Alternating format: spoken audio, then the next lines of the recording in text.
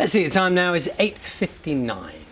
It can be tough to talk about death, and apparently, when it comes to organising funerals, many of us just don't know what our loved ones wanted at the end of their lives. It's according to a survey by Sun Life Insurance, only 1% of people making funeral arrangements knew exactly what the deceased person really wanted. Jayne McCubbin has been to meet Rowena Kincaid, who is planning her own funeral, and the new breed of female funeral directors who are offering cheaper and more personal ways to say goodbye. Today, Rowena turns 40, but she's on chemo. She's lost all her hair, so as well as planning a party, she's also planning her own funeral. But now it's done, I can forget about it, and now I'm just living. We've come to this Mexican restaurant in London to meet Nicola, Isabel and Poppy. Everybody, Rowena, you... Funeral directors who are passionate about planning ahead. What's the plan? I want a wild party. I want a club, booze, my tunes from my iPod, and I'm going to actually put everyone through a lot of pain at my wake. You will listen to my music. You will listen to my music, and you will booze. drink my booze that I used to drink, and yeah, I want to go out with a bang. We're meeting on the Mexican Day of the Dead. In Mexico, they do death very differently. What are funerals like It's a in day of Mexico? celebration for us. Celebration. It's a celebration. But in the UK, it is still a taboo. In a recent survey, 99% admitted they had no idea of their loved one's funeral wishes. Everyone here thinks that needs to change. We need to talk. Not everyone gets married, not everyone has a baby, but we're all going to have a funeral, and that's why I think what you're doing and how honest and open you're being about your plans is just amazing. The number of families that we help, where there's like 4 siblings arranging a funeral, and 2 of them think their mum should be buried and 2 of them think their mum should be cremated. It's a horrible situation to leave your family in. Not planning can lead to family conflict, worse, family debt. I lost my parents. When we got the bills, and I thought, how much did we spend? And it's not that I begrudged my mum and dad anything, but it was just Unaffordable. It was an awful lot of money. All 3 believe there's a better way that costs less and means more. Hello. Hi. Yes, come up. One of Poppy's clients is Nancy, someone else who's taken the burden of planning their own funeral off her family.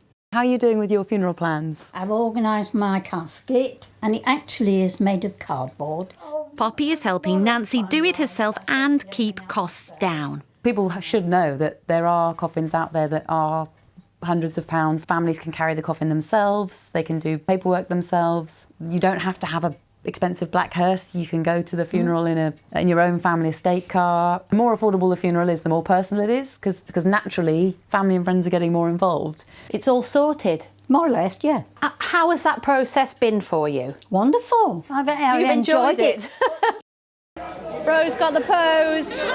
Rose's last goodbye is also planned with military precision, but cheap, not a chance. No. You wanted to splash out. Yes. I want a horse and carriage, and I'm going to put Cardiff to a standstill. Because I've been so nice and kind and... You're worth it. Yeah. I like this one. The advice is to start the conversation, make your wishes known. Adios, amigos. Plan it, embrace it, then, like Rowena, get on with living. Jayne McCubbin, BBC News. Jayne McCubbin there. We're going to wish Rowena a very happy birthday. She turns 40 today. Joining us in the studio now, funeral directors Gordon Talley and Poppy Mardle, who you saw in that report. Welcome to you both. Thank you. Good morning. It's very interesting and moving as well, hearing someone talking about their own death, effectively. And I suppose that essentially, Poppy, is why people feel awkward about planning.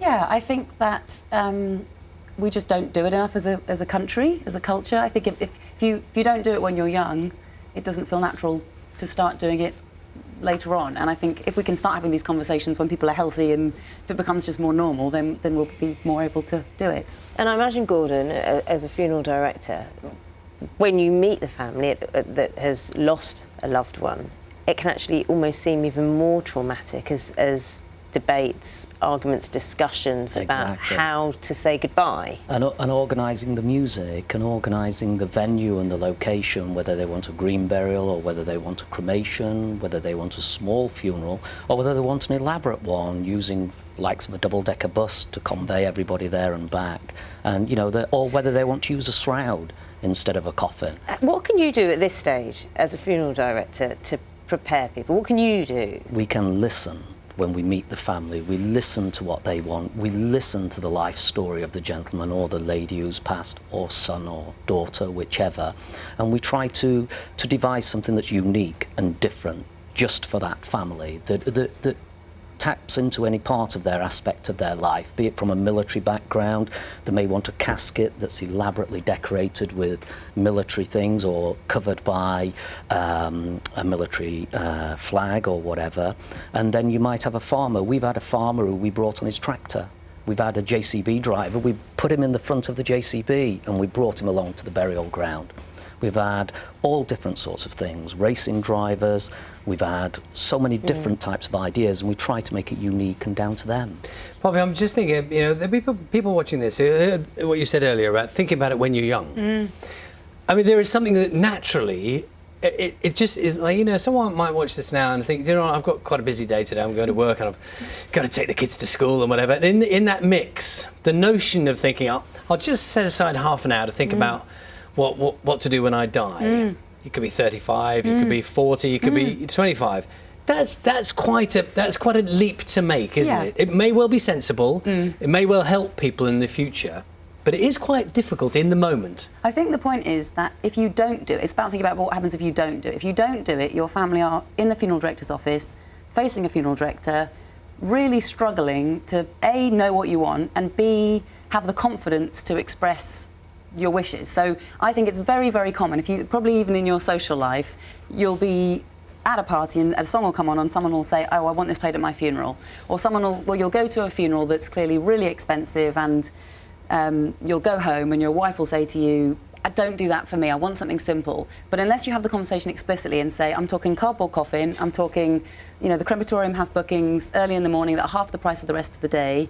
It's about affordability, but it's also about meaning. It changes though, doesn't it? I mean, perhaps what you think of when you're young, and say you do say I want lots of rousing music at my funeral, and that changes as you get older and you have a family and you realise that actually, when you pass, it affects your family. That all changes, so you'd have to keep on top of it. Yeah, this is not about saying like it must be like Queen's "I Want to Break Free" coming in at 10 minutes into the funeral. It's about the big question. So cremation or burial.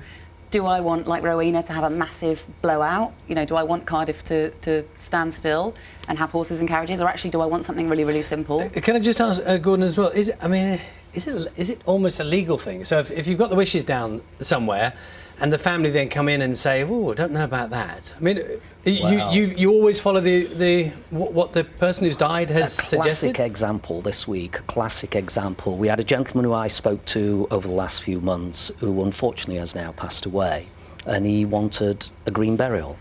We operate green burials, and he wanted a green burial in the north of England. We organised that in all details. He paid in advance, he did it all. Unfortunately, his time came. 1 week later, we're contacted by the police and to find out that the gentleman's passed away and he's on his own. But then all of a sudden, we get a call from a wife who we were not aware of. And the situation is, in that instance, she said, I've already arranged a cremation, but he wanted a green burial.